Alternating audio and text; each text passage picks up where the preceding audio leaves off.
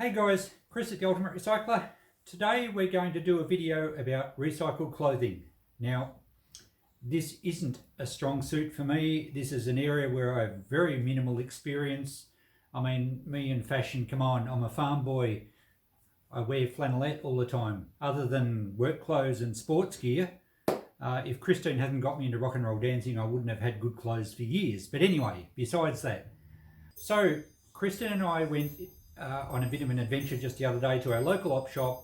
We've just come out of lockdown here recently again, and we thought we'd try a hand at picking up some clothing and see how we went. Now, this clothing's going to be recycled anyway because it has been donated, although a lot of op shops do just ditch old stock and send it off for rags. So we thought we'd have a bit of a picking adventure and see if we could make some money and see if we could find anything to sell on eBay. Surprise, surprise, I bought something. I didn't expect to. I didn't even film because we were just having a look. But we went through the racks and I found a few things that I think we can sell. Just a minute, the dog's looking at the shoes. Coco, no, out you go. Go on, scoot. Okay, I don't want to get nice shoes from an op shop and sell them to find that, well, try to sell them to find that one of them's missing its toe and the inner sole's been ripped out. So this little devil here, hang on. Okay. Say hi to everyone. Okay. I'm in the shop this morning and she's with me and I might have to distract her. So if I disappear for a bit, that's where I've got. So we went for an adventure. We found some stuff. We've got a huge advantage over eBay resellers, Christine and myself, in that we both run shops and I don't have to research really thoroughly when I'm out looking, because I'll just go on a hunch, and if I think I can, double my money, I'll grab it. If it turns out that it's a common item and it doesn't sell well on eBay or it's not worth the postage, I'm still going to at least get my money back in the shop. So difference with us compared to someone that can only sell online is that if you pick up something that's not worth much or not worth the postage, you're kind of stuck with it. You'd have to redonate it or something. So we've got a big advantage there. So here's what I got. I'll start from the front and I'll show you what I got. If you know a bit about flipping clothes and particular brands, by all means leave some comments because I seriously do not know much about this. This one I grabbed because it's a vest. It's a really lightweight vest and it's a Greg Norman one. I'm not sure if you can focus on that. It's in good condition. The zipper works fine. It's a larger size. I did check eBay and they don't seem to sell for very much. So I just put $10 on that. Now, our local op shop was having a clearance of winter stock and old stock, and things were marked down. I think they were $2.50 each. So I'm going to 4 times my money. I talked to the ladies down there and said, look, we're going to resell it. I hope you're not offended. And they said, no, look, it frees up our racks of old stock. Go for your life. So I like to be, especially in a local town, you don't want to be seen to be picking up bargains and then reselling for your own profits, even though that's my business. But one thing I don't do in op shops is I don't haggle. If they ask that certain price, I'm going to pay it. I'm not going to haggle on a charity. The next one I picked up was something that I'd wear, actually. It's a nice fleecy, full zippered front Slazenger. Now, something we have learnt that the sports brands tend to go quite well. I did check this one online, and these Slazenger ones, I don't know if it's a vintage one. They don't seem to go really well, and I'm not going to put something online just to make $20. By the time you take photos and list it and then post it out, even if the other people do pay postage, it's still not worth my time. So, and I've got the shop, so I put 20 on that. I think I'll get that in the shop, and again, it was only $2.50. So the experiment I think will work all right. This jacket I grabbed purely because it's in really good condition. It's a really good heavy one. It's fleecy lined. It's got a hood. It's a bit furry. I don't know what you call that, faux fur or something. It's probably a ladies. I don't know if these are men's or ladies. My customers will sort that out. The brand was Serra, S-E-R-R-A. I looked them up. Some of them sold okay, some didn't. This is quite heavy, so it would cost a bit for postage. So I just, again, put $20 on it in the shop. And if you're watching this and you want any of these, I can post them out, but I wasn't going to go to the effort of doing eBay listings, and then you've got fees on top of that. The next one was another fairly heavy jacket. It's a hoodie one as well. The brand on this was, let me put my glasses on, 464 Politics. I checked inside. I did find a few of these online that sold okay, but again, I actually priced this up at 25. It's a smaller size. It's in really good condition, so we'll give that a go. This rack, by the way, I've only just picked up recently. Someone gave it to me for scrap metal, would you believe? It's got a rack down the bottom for shoes, and I thought if I do get a bit of clothing, it'd be ideal. So I'm not going to fill my shop full of clothing. I'm going to just stick with this rack full. If they sell well, I'll look for more. If they don't sell very well, I'll be a little bit more careful next time I'm buying. The next one I got was a Carlton draft polo shirt. Looks as new. It hasn't got tags, but it does look new. And again, I didn't worry about putting that online because I found a few that didn't really sell. But I put $10 on that. I'm sure someone will snap that up for 10 bucks. Another jacket. I'm sticking with jackets. I'm not going to go into pants and shirts and that sort of stuff. Unless maybe there are in Williams or something that I'm learning. Some of these brands that I'm learning sell okay. This one's Winning Spirit. It's quite a heavy jacket again. Looks like it was produced for a particular company. Ramvet. Good nick again. Smaller size.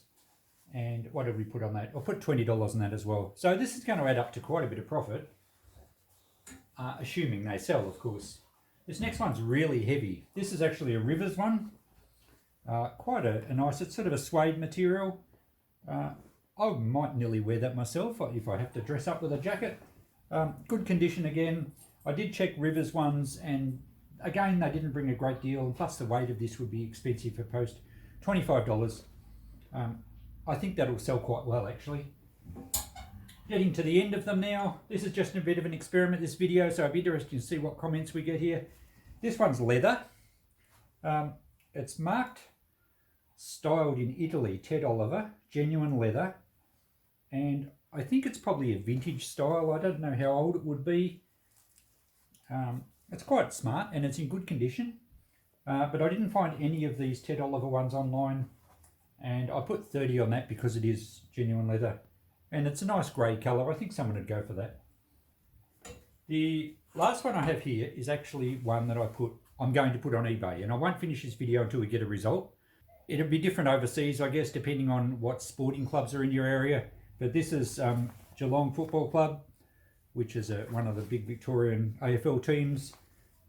It's a Slazenger as well, so it's got the footy club and the good sports brand name. It's in pretty good condition. It's got the AFL on-field tag, which I'm not sure if it's vintage or not. I don't know enough about these things.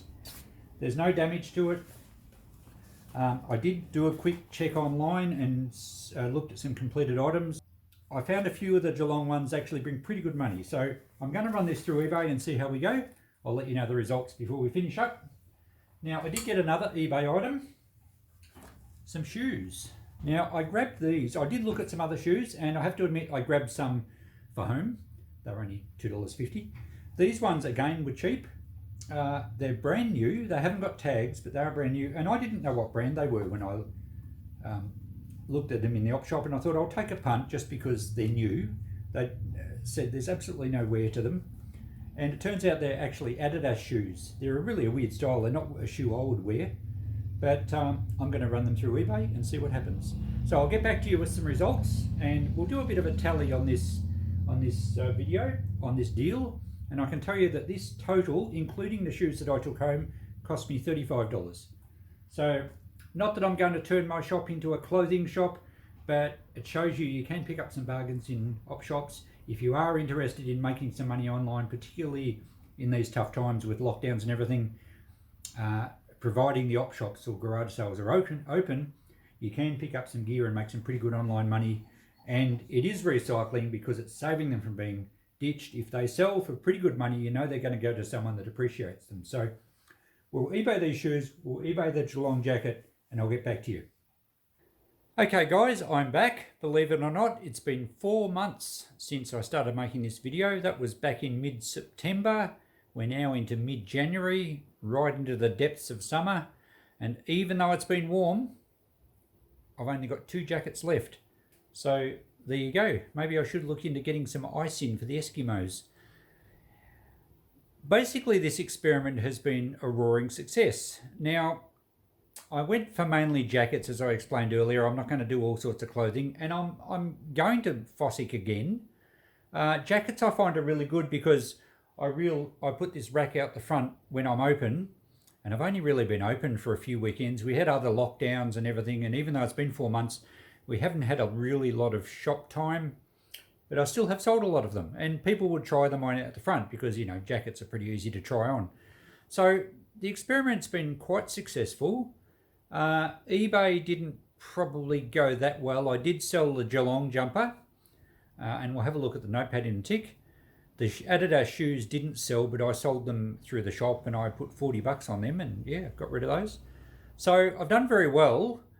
If I was doing it without a shop, and say you guys want to go picking in op shops, I think I'd be much more selective, you know, just target football gear, things that are brand new with tags, brands that you have done a bit of research on and you know they sell well, and R.N. Williams is one that most of the flippers seem to look out for.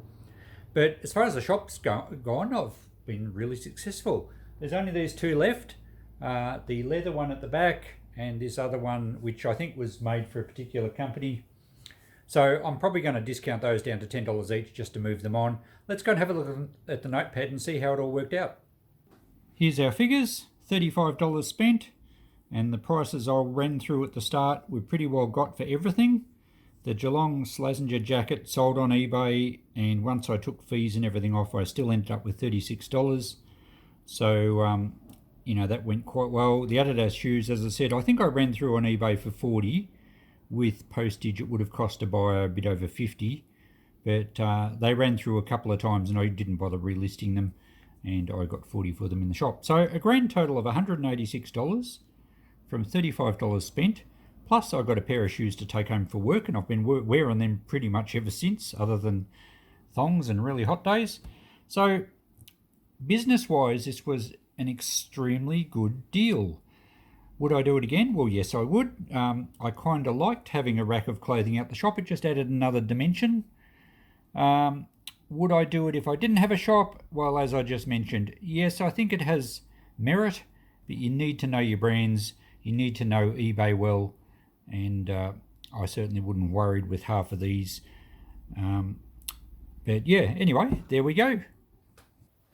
So thanks for watching, guys. Let me know what you think of this. This was very much an experiment, both in dealing for my shop, but also an experiment for YouTube. So let me know if you like this video. I know we've done op shop challenges before, and usually Kristen and I concentrate on China and books and stuff we know. But there's certainly money to be made in clothing, and it stops the op shops, especially at the end of winter. It stops them throwing them into the rag bag, which really isn't the best way to recycle. If we can keep them in circulation, it's so much better. Thanks for watching, guys. Give us some feedback on this one. I'll catch you in the next one. Bye for now.